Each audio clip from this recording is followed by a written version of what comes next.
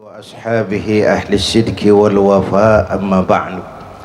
Para ulama, para habaib yang saya muliakan, terutama guru kita Sahibul Bait Al-Habib Hasan bin Ja'far As-Segaf, para pejabat sipil TNI dan Polri, hadirin hadirat keluarga besar Nurul Mustafa yang saya cintai. Saya kata Habib tadi setengah jam, saya korting paling 10 menit aja lah. Begini, diam-diam dengerin aja dulu. Rasulullah diutus ke alam ini hanya untuk satu tugas, yaitu memperbaiki akhlak. Soalnya kemudian kepada siapa kita harus berakhlak? Segitu doang deh, 10 menit. Pertama, kita ini harus berakhlak kepada Allah. 13 tahun Nabi berjuang di Mekah ngeberesin ini nih, memperbaiki akhlak kepada Allah, menanamkan tauhid, membangun akidah, menata keyakinan. 13 tahun di Mekah pasang pondasi. Pasang apa? Dengan perhitungan, kalau pondasi kuat bangunan aman, pondasi rapuh bangunan runtuh, pondasi mencong bangunan bengkok. Benar? Bangunan mah bagaimana pondasinya, orang hidup bagaimana imannya. Ya, teknologi nggak bahaya, yang bahaya orangnya. Cepot, tahu cepot? Itu kalau yang megang Asep Sunandar tuh cepot bisa selawat badar. Wayang bagaimana dalangnya, begitulah manusia. Hujan,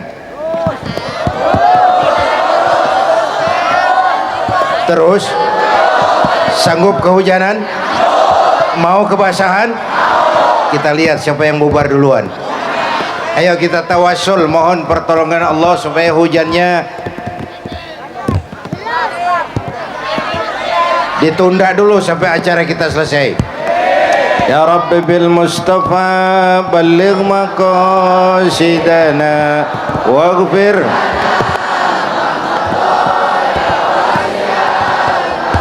Muhammadun sayyidul kaunaini wa thaqalain wal fariqain min urbi wa min ajami.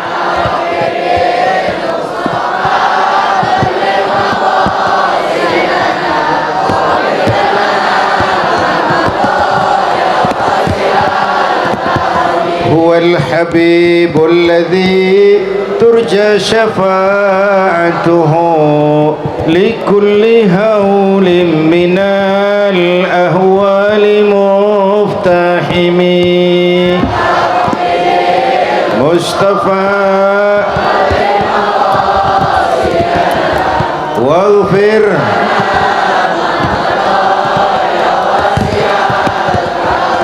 هو الحبيب الذي ترجى شفاعته لكل هول من الأهوال مفتحم مصطفى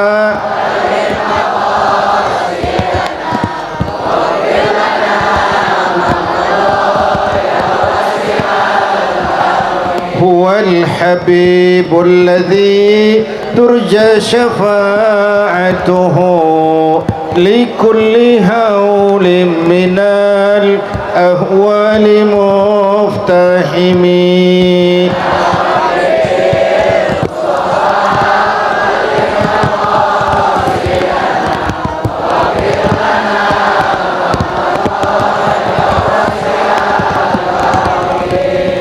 Saya terusin ya. Bagaimana cara berakhlak kepada Allah? Caranya dua. Pertama, jangan menyekutukannya dengan sesuatu pun. Yang kedua, jangan menyembah kecuali hanya kepadanya. Itu ikrar. Saya bersaksi tidak Tuhan selain Allah dan Nabi Muhammad utusan Allah, Nabi terakhir, tidak ada Nabi sesudah Nabi Muhammad. Harga mati, titik. Jelas? Kalau ada yang ngaku jadi nabi, wajib kagak percaya. Jelas? Jelas? Maka kita ingin mengingatkan, kasus Cikesik itu sebenarnya bukan masalah kebebasan beragama, itu masalah penodaan terhadap agama.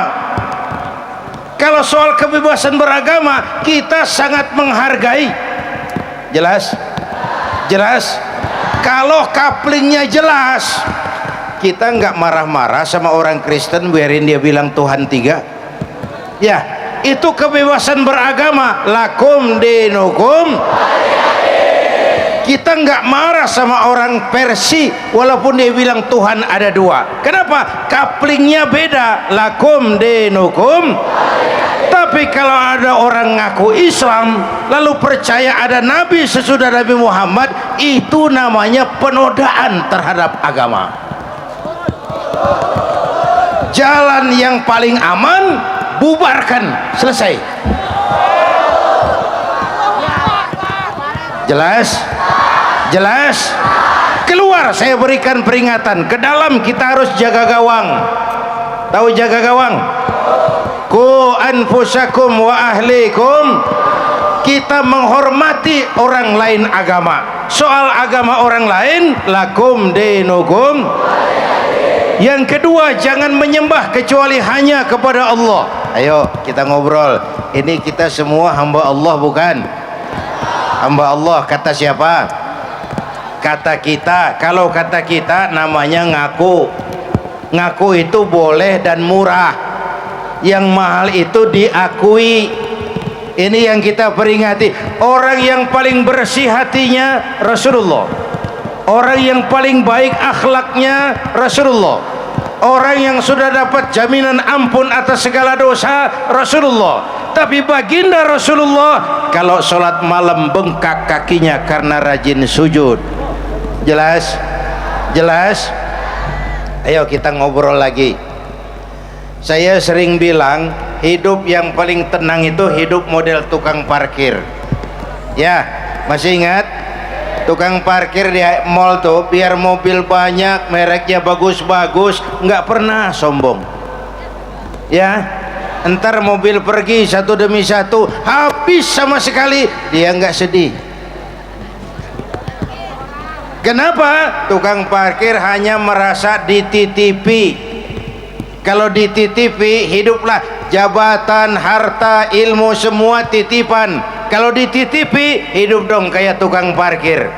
Caranya, pertama titipan nggak boleh sombong. Masa dititipin doang sombong, nggak pantas ah. Ya, ada orang dititipi jabatan sombong. Ada nggak pejabat sombong? Ada, namanya Fir'aun. Namanya nggak pantas dititipin doang sombong. Dititipin harta oleh Allah jadi orang kaya sombong, nggak pantas. Yang kedua, titipan harus dijaga baik-baik. Kalau nggak dijaga, yang nitip marah. Yang nitip, saudara nitip motor, begitu diambil motor kaca spion pecah, knalpot hilang, jengkel nggak? Sama kan? Allah nitip harta jadi orang kaya supaya bantu taklim, bantu yatim, bangun pesantren, lalu pelitnya luar biasa, yang nitip marah. Allah nitip Indonesia, hai rakyat, ini Indonesia aku titip. Titipan ini ditebus dengan keringat, darah, air mata dan nyawa. Ini negara besar, aku titip negara besar dan kaya yang namanya Indonesia. Kekayaan negeri ini digunakan untuk semakmur, kemakmuran rakyat, disalahgunakan, dikorupsi. Yang nitip, kalau yang nitip marah, dia suruh makhluknya yang lain negur. Siapa? Merapi. Siapa? Bromo. Siapa? Semeru, anak Krakatau. Itu kan makhluk Allah. Pada demo Merapi, demo. Kalau kita rakyat demo, Satpol PP turun. Kalau Merapi demo, siapa yang ngurusin? Mbak Marijan. Udah selesai. Mbak Marijan udah berangkat, udah ketemu sama Mbak Surip. Udah ketemu di alam barzah, kata Mbak Surip. Tenang Mbak Maria, tak gendong. Awan. Ya, yang 100 tahun kita bangun selesai oleh gempa 3 menit. Ya, ya. Yang 100 tahun kita bangun luluh lantak oleh gempa 3 menit. Maka ayo kita jangan menyembah kecuali hanya kepadanya. Kita perlu Allah. Tuh. Yang kedua, kita harus berakhlak kepada sesama manusia. Siapa itu? Sesama muslim, saling rukun. Yang kedua, antar umat beragama, saling menghormati, saling menghargai dalam batas lakum dinukum. Yang ketiga, rukun antar umat beragama dengan pemerintah. Kita prihatin sekarang ini saudara-saudara di Timur Tengah kan lagi pada meriang nih. Ya, ya. Tunisia udah kejadian, Mesir nyusul, sekarang Yaman meriang, Aljazair panas dingin. Kita belajar dari sejarah, kita juga pernah mengalami tahun 98-97.